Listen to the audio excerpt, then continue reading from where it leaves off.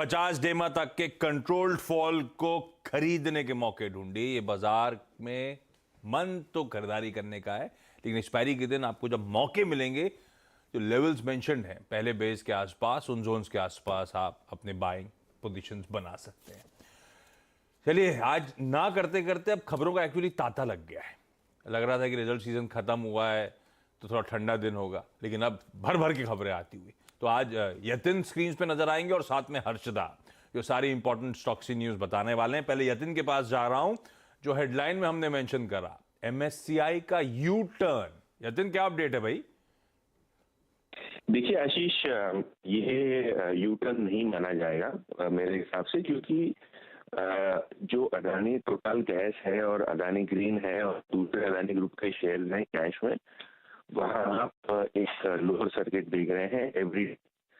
अब अगर एमएससीआई इसको फरवरी 28 तारीख को डिलीट कर दे और बहुत सारे उनके जो क्लाइंट्स हैं या उनके जो इंडेक्स फंड्स हैं ये शेयर बेच नहीं पाए, तो वहां एक ट्रैकिंग एरर आ जाता है। तो एमएससीआई ने, आपको अगर याद है, तो पिरामल फार्मा में भी इसी प्रकार का एडजस्टमेंट किया था। जो स्टॉक्स को सर्किट लिमिट के कारण बेचा नहीं जा सकता है उसको पोस्टपोन कर दिया जाता है, ताकि जो इंडेक्स फंड है उसको ओवर अ पीरियड बेच सके, या एटलीस्ट जब सर्किट खुला हो तब आप इसको एडजस्ट कर सके।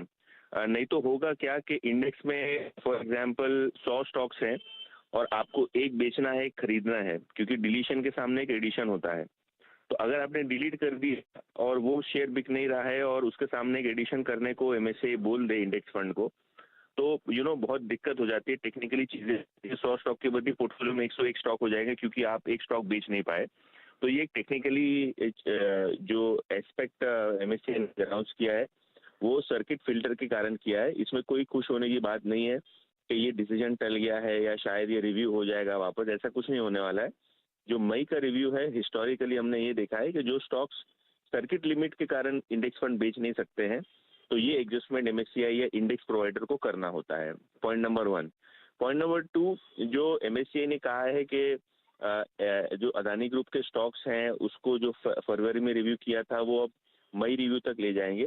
तो जो प्राइस वॉलेटिलिटी हुई है, बहुत सारे इंडेक्स फंड्स का और क्लाइंट्स का ऑब्जेक्शन भी आया होगा कि आपने ये क्यों डिलीट किया या क्यों यहाँ फ्री फ्लोट फैक्टर बिना कोई तथ्य के, रिसर्च के अनाउंस किया गया।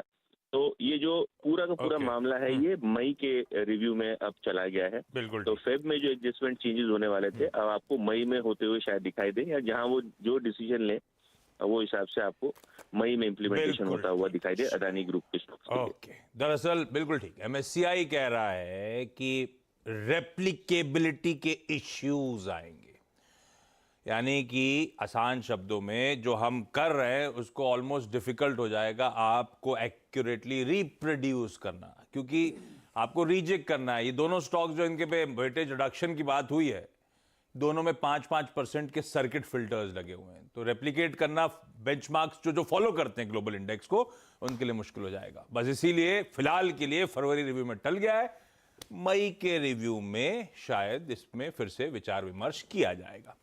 खैर, ये रेप्लिकेबिलिटी के इश्यूज और इसके चलते फिलहाल के लिए डिसीजन टलता हुआ। ये हो गई एक खबर मूड माहौल के लिहाज से और अदानी ग्रुप के स्पेसिफिकली स्टॉक्स के लिहाज से, लेकिन और भी ढेरों कंपनियां हैं जो आज रडार पर रहने वाली हैं। Harshada, good morning.